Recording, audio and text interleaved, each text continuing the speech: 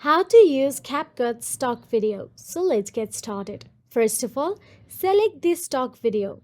The first step in harnessing the stock video library in CapCut is selecting the perfect stock video for your project. Open CapCut and navigate to the Stock Materials tab, then browse through the various themes or use the search function to find videos related to your project. Then, edit and enhance the video. CapCut's timeline serves as your editing workspace where you can manipulate and enhance the stock video to suit your creative vision. CapCut provides basic editing tools like trim, cut, and merge clips, as well as advanced tools like transition, effects, etc.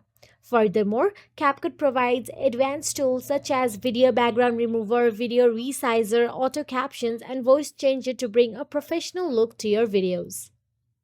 Now all you have to do is export and share. Once you have perfected your videos using CapCut's editing features, it is time to export and share your video.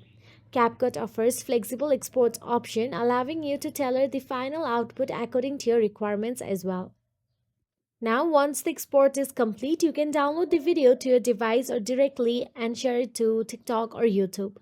So that is it. If you found this video helpful, please like, share and subscribe, and thank you so much for watching.